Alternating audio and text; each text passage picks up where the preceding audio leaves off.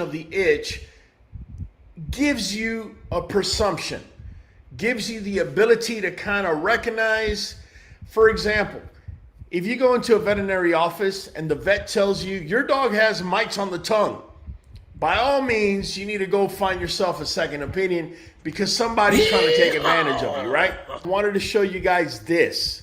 This is fair, right? So whenever you're seeing something going on in your dog's head or ears, you got to be thinking ears, right? It's going to be either mites, allergies, or possibly yeast. I know yeast is not on there, but whenever you're talking about ears, you're probably thinking about mites, allergy, or yeast. If you look at neck and belly, you're going to be thinking fleas, yeast, or allergy. You look at the paws, you're thinking allergies, yeast, or possible hurt paw. When you're looking at back, hips, you got stuff going on. I remember I had a dog about 5 or 6 years ago. I took her to a dog show, and when we came back, she had a patch missing on the back of her tail. She had been gnawing on that because that's where fleas like to congregate. So back, hips, tail area, that's fleas, allergies, skin trouble. When you look at the groin, you're usually going to be getting yeast, wet skin, or allergies. Why is that?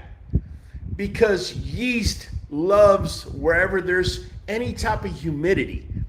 And that's where you're going to find most humidity, and also the dog's armpits. And also the tail base, like I said, fleas, irritation, but also anal glands. Last week, we were talking about anal glands. Real quick, Shamrock saying, what's up to everybody? We got Raymond Bulls saying, what's up? Inserata saying, what's going on, everybody? Shamrock's voting 1. Jaira's voting 2. Inserata's voting 2. We got the votes coming in. Let me just put it up one more time so people could cast their vote. If you had to choose solely based on location and what you're seeing in this picture right here, which one of these dogs would you suspect of having a yeast infection? I'm going to tell you guys, if I was to see this, I would tell you which one of these 3 pictures would be the one that makes me suspect. And we're going to be doing that later on.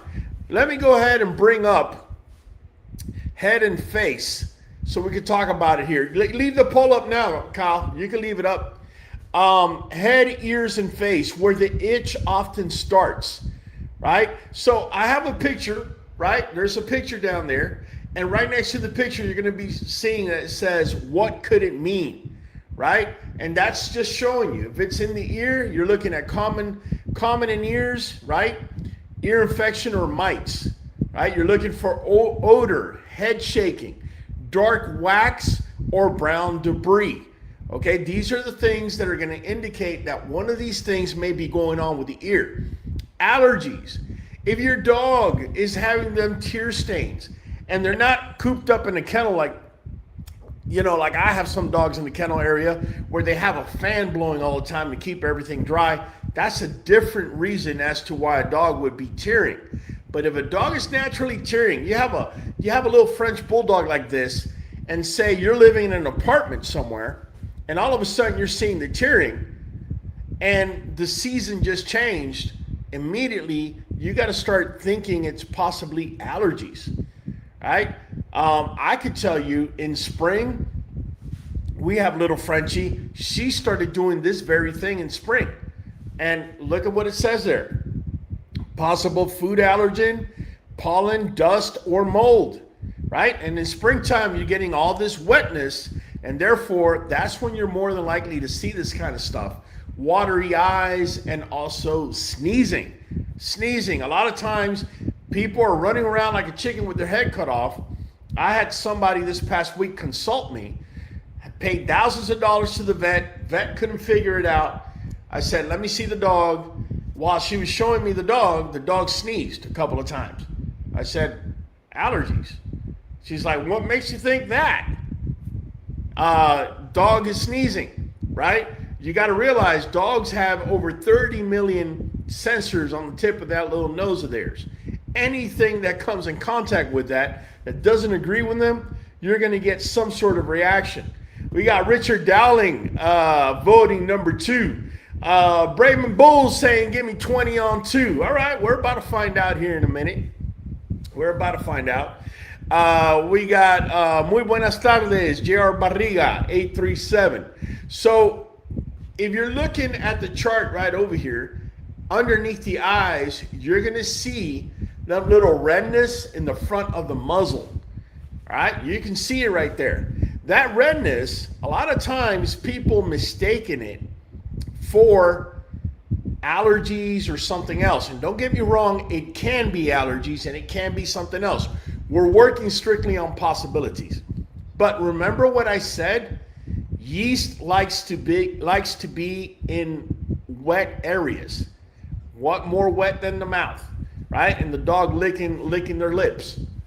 So if you see that redness in the dog's front muzzle, do not discard yeast overgrowth. In fact, it's quite possible that it is yeast. And if it is yeast, that becomes a vector, which is a mechanism for them to spread it around as they're scratching their legs and paws and whatever. All right, so just keep that in mind. And lastly, when you start seeing, I know you can barely see it there. Let me see if I can bring the picture, make it a little bigger. If you start seeing the little pustules, little white little pustules on top of on top of the redness, it's quite possible that you're actually looking at a bacterial infection. You got to keep in mind, once yeast gets to an area and breaks skin, yeast is not the only one that's going to get there. Any bacteria you got on the skin is also going to jump on it. All right, so keep that in mind. Now, let's go ahead and jump here to the next one. Paws and between the toes. We get this a lot, especially over here in Texas. I know you get a lot of that up there in Arkansas, Mike. Yes, we do. All right, well, listen. Whenever you're seeing a dog licking their paws, right, red flag should go up as to, is there something going on, right? But not just something going on. If a dog licks its paw one time, no big deal, right? You're not seeing any redness. You're not smelling anything. There's no irritation. Licked his paw, no big deal. But if you see them coming at that paw over and over again, that's usually the immediate indicator that something's going on. If there was a change of weather, right? Again, look at number 1. Dogs licking the paws. What's next to it? Allergies. Allergies would be your first assumption. Paws get itchy and red, dogs may lick a lot, right? Then when you start seeing that redness and irritation and possibly even brownish color or even hair loss, okay, then you start thinking, okay, there's a good possibility of yeast, especially if you have the Dorito smell going on. That's a dead giveaway. Now, if you're seeing the dog constantly lick and you're seeing that third picture right there where you're seeing a lot of the hairs coming off and the dog just doesn't stop gnawing at it and going after it and, licking it and go, there may be something stuck. A foreign object may be stuck there. You gotta definitely inspect the paw. Last thing you want is to show up at the vet and they figure out it's a foreign object and they decide to put you through the whole protocol, if you know what I'm saying. And lastly, I have seen this in my dogs. It happened a couple years back when it snowed. I let the dogs out. It was the first time they had been let out. And right before it snowed, the trees had dropped all their leaves and whatnot on the ground, and little branches and little pine needles and whatnot. They went running back there. I had 2 of them slice their paws, and they were licking away at it. And immediately I thought it was yeast, but I inspected the entire paw. I saw there was a cut. Simply dealt with the cut, and that was the end of that. So this is why it's important that you take a look at it, okay? But definitely yeast is a big one when it comes to paws. And so I could understand why, and I'm looking at the votes. We got 75% of the people voting that they're thinking that this particular picture, okay, they are suspecting that number 2 is the one that has yeast. And again, you cannot diagnose solely on pictures. We're literally just going to choose who we think, or which picture we think is most likely to be the one that's having yeast. But we can't guarantee it, obviously. And I'm going to tell you here later on, because I want to hit other areas, why it is. I'm going to tell you which one I pick, and then I'm going to tell you why it is that I'm picking it, or why my antennas would go up thinking that would be the one. If you want to vote, all you got to do, doesn't matter if you're on Facebook, on YouTube, or whatever, all you got to do is put a number 1 for 1, 2 for 2, or 3 for 3. All right, let me go to the next area here. Well, God. Yes, right. That's right, Kyle. Kyle's waking up over there. Real quick, let me play you this video. It's pretty cool. I'm starting to mess around a little bit with AI, and so swelling between the toes are classic signs. Yeast infections cause this distinct rusty staining. Check all 4 paws for trapped foreign body. There you go. That's the end of that. It cut off right then and there. Let me see here. Jay Barriga is saying 3. And Sarata is saying, I have to take Nimbus to the vet for something in her paw a couple of years ago. It was either a stinger or a cactus thorn. Okay. Also, definitely, if you're seeing a foreign body inside of the paw and you can't get to it, by all means, go to the vet and make sure they get it out. Don't go in there trying to, take it out yourself with a needle or pliers or anything like that, because you might end up leaving something in there, might end up being an infection. She needed antibiotics, there you go, because the object gave her an infection. Okay, yeah, that definitely falls in line. Backside and hips. Backside and hips. Listen, I see this a lot, and a lot of people don't know this, but that first picture over there next to the flea, that looks like there's dirt on the fur of the dog, that's not dirt. You know what that is, Money Mizike? That's flea droppings. Flea droppings, man. Good old-fashioned flea droppings. If you see that over there and you're starting to see like the hair thinning out a little bit, there's a very good chance you're dealing with a flea situation with your dog, right? I'm going to tell you what I've noticed, just been dealing with bullies for a few years now. Their hair is so thick, it's really hard to see if they have a flea in there or if they have this droppings or a lot of this stuff. I mean, you can still do it, but you got to investigate a little further than you do with some other breeds. Could you imagine other breeds like a German Shepherd or a Golden Retriever? Like a Weimaraner. Weimaraner. They're so thick. They got hair like the duck dogs. They're water repellent. Right. But I'm just saying, like a Labrador, that flea's got extra jungle in there to hide and make your life that much more difficult. Thank you, Kyle. Yeah. Kyle is on it tonight, man. Hey, give it up for Kyle. Give it up for my man Kyle. There you go. Hey, allergies, right? So allergies is something else you're going to be seeing. If you notice, number 1 is circling the back of the dog. And for some reason, on Frenchies, I've seen a lot of allergies, particularly in that area, for some crazy reason. The rump, the hips, and the sides. They have a high tendency, right, for you to see fleas. Now, fleas are all over the place, by the way. I see them in the neck and the ears as well. But allergies, they do like to go where the dogs can't get to them as easy. Exactly. Areas that are hard for the dogs to reach on their own body, that's where the fleas like to cluster. Exactly. Not only that, they also get that extra humidity in those certain areas, because you got to realize they have an exoskeleton. Excuse me. And that exoskeleton, if it dries out, it cracks and they die. So they're constantly, fleas are constantly making life decisions based on humidity, believe it or not. So skin allergies, they may get red and itchy. Dogs may rub or scratch, but you got to realize the dogs are going to be getting those allergies in those areas a lot of time. It's because when they go out to play, those are the areas that are coming in contact with those plants that are probably giving them those allergies. So if you have a dog that has redness under the belly and is starting to show something on the back, check them out when they go outside, because more than likely they're throwing themselves on the ground and scratching themselves. You know what I'm talking about, Mike? Kind of like this. Oh, that is so gross. Let me put it up again. Here we go.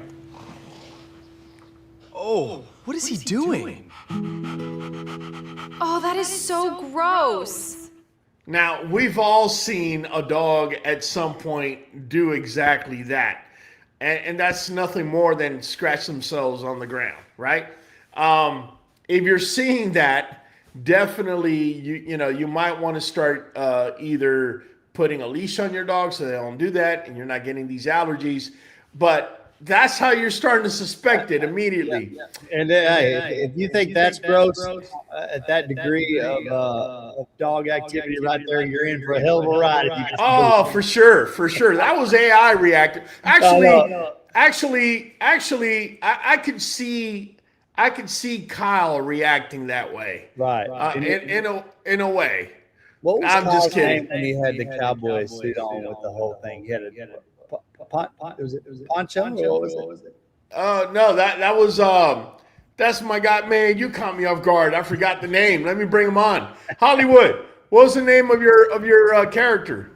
Pablo. That's it. Pablo could get bad upset about some stuff like that. Hey, J.R. Barriga's saying he just went to the vet this morning, $400 later. I was told my bully has a torn ACL. I know it's called something else for dogs, but y'all know what I mean. So I ordered both of my bottles. He's talking about NuVet. Hold on. I got Kyle waving me down. What's up? You can't say that about Pablo. I caught Pablo scratching his butt on the carpet just with them dogs right next to him. All right, Kyle. All right. We made a quick turn there on Pablo. Listen, J.R. Barriga, real quick, man, just to let you know, best thing you could have done was order Nuvet and NuJoint DS for your dog's ACL. Sorry, Mike, I got to cover your face for a second. Right. By the way, the ordering code is 513237. You get 13% off with AutoShip. Let me tell you a quick story. So years ago, about 4 or 5 years ago, it snowed here, and my boy Power was in his kennel. I went back there. He jumped up. He came down, and it had just snowed the day before, and then it had melted when the sun came out, and then overnight it had froze again. So it wasn't even snow at that point. It was just ice over cement.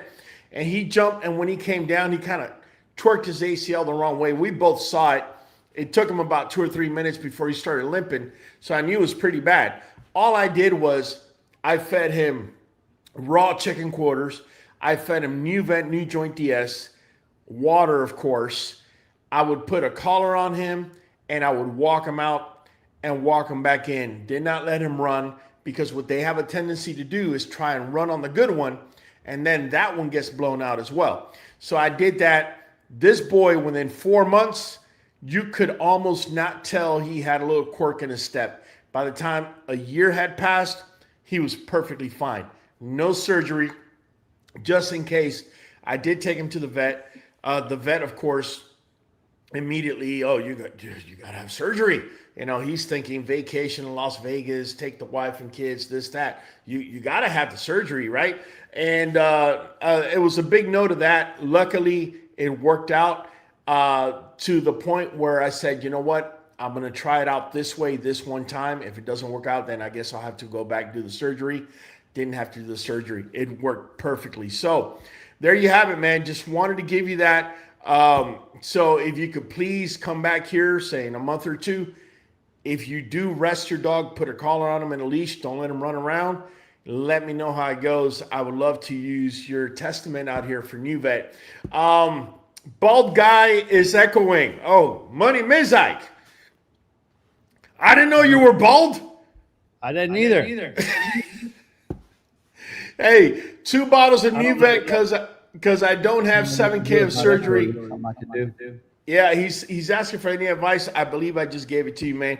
You might have just written that. I hadn't gotten to it. Richard Dowling, and the paws turning on orange color and constantly nipping at their toes. Vet said it was pollen.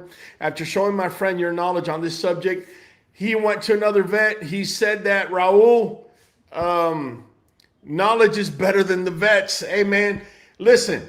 And to clear up the infection for yeast, your way worked, Raul. Yeah, listen, guys, it's real simple. I'm not a vet. And the way I see it, it gives me a tremendous advantage. It's because I've been a breeder. I've been breeding out here for 10 years. If I had to take a dog every time something popped up to the vet, right now I'd probably be completely in debt. Because every time you walk in there, you know, they always find the long way around to figure it out.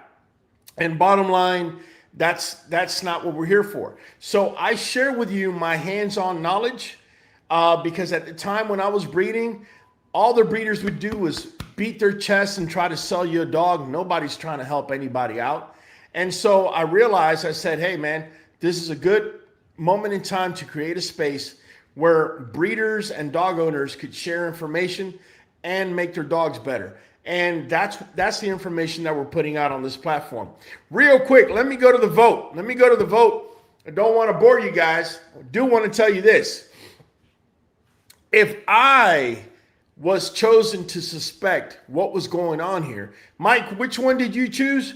I chose two. You chose two. Okay. So in my way of seeing things, the one I would have suspected would have been number 3.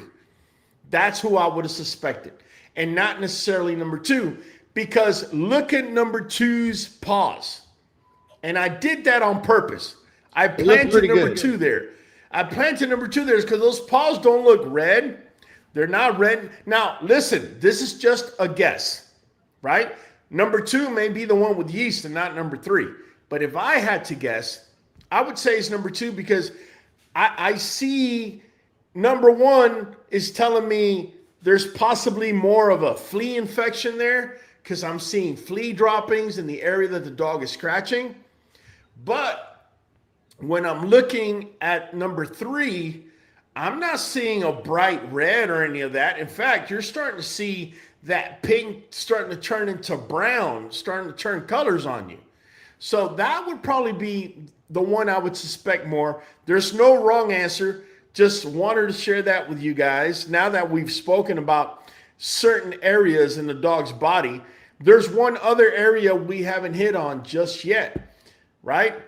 We got Barriga saying, thank you, sir. If you're dealing with yeast, do the Q yeast detox and stop feeding kibble. Hey, you already know. You already know. And Jan Barriga said 3 it is. Yep. Yes, it was. So listen, the growing, go ahead and take that poll down, Kyle. I'm going to be bringing up the other picture here in a second.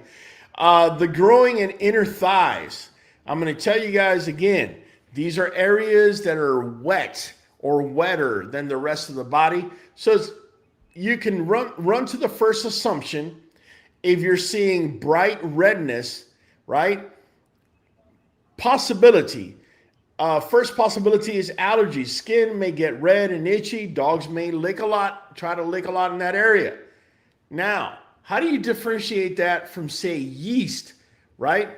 Yeast starts turning dark once it starts establishing itself.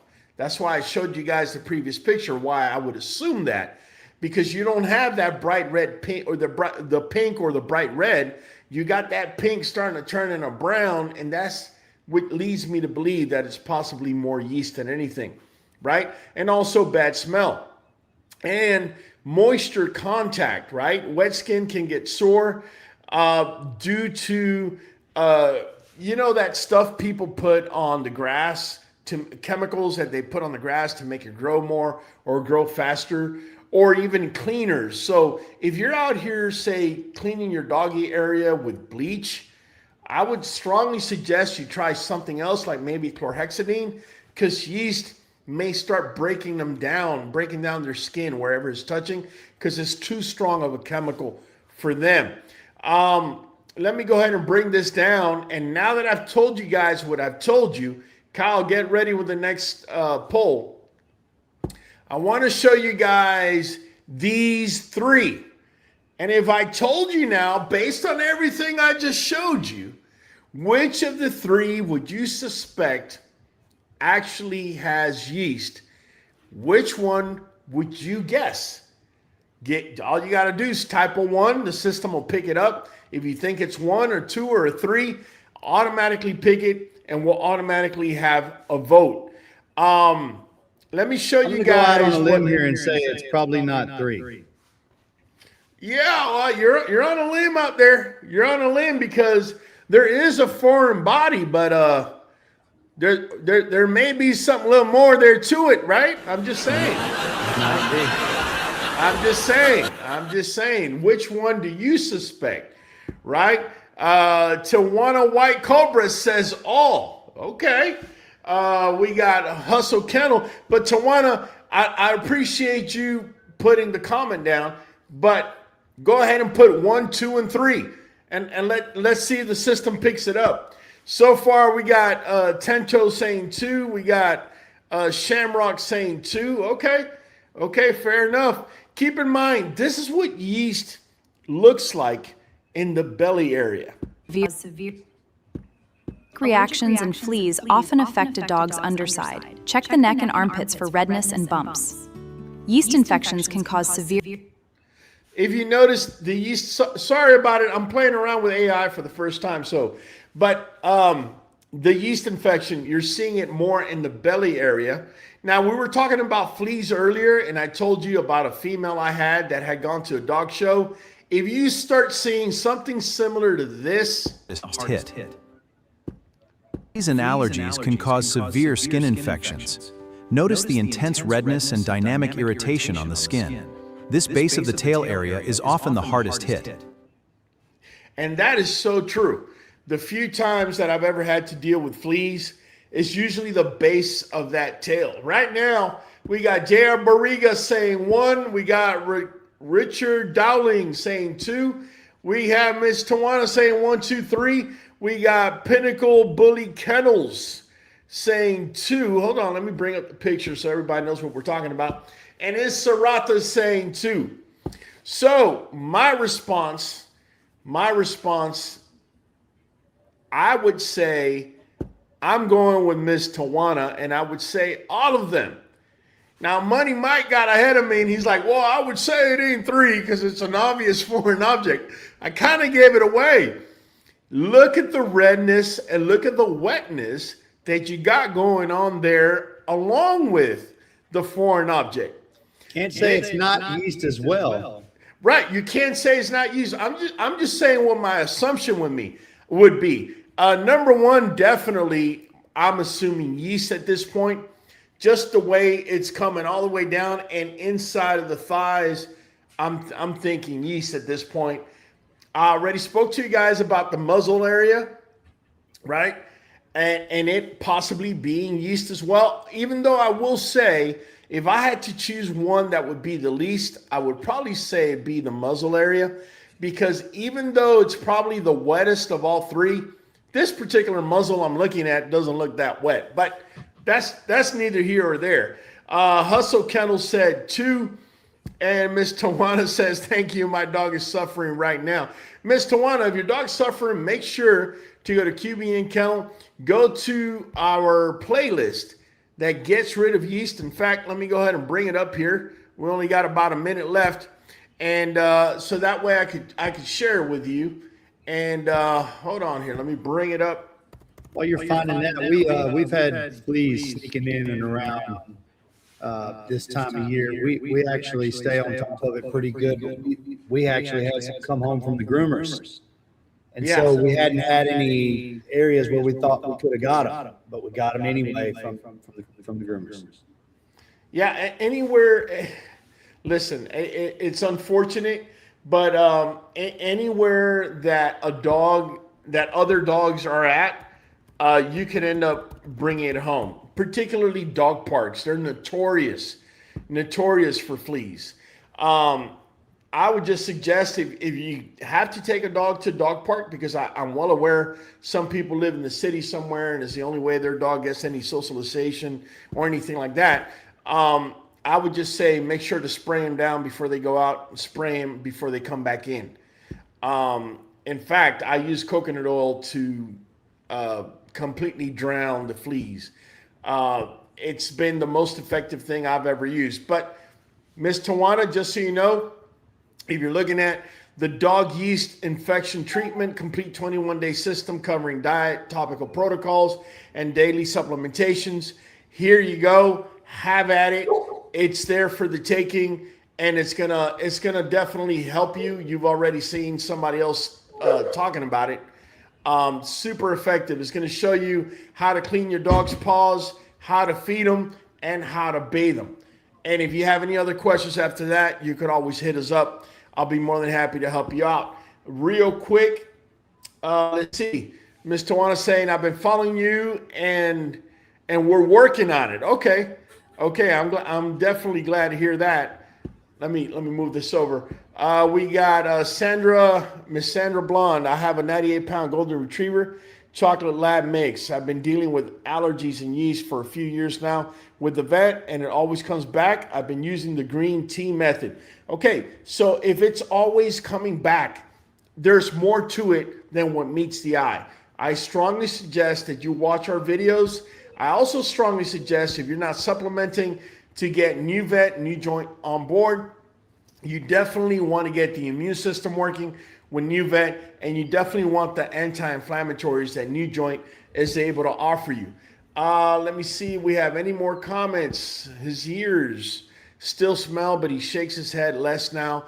It's been days only. We have a particular video for that in that playlist I just showed. Make sure to hit the rewind button and check it out. Let me bring my dude from the back. Kyle, where you at?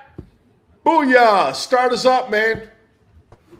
It's your boy Hollywood Holland, your boy in the back of the queue. We're catching you on the next one. Boom. Money Mizai. Money Mike, man, Creek Bank Kennel, your co-host with the moat. We'll be catching y'all on the next one. Hey, we do this every Sunday at 8 p.c.st. Make sure to tune in, get the insights you don't get anywhere else. It's been Raul from the queue, catching you on the next one. We are going for a whole hour, straight dog talk and the song. Jump on in and speculate. Show up on time, don't be weak and late. We are community, so don't hate.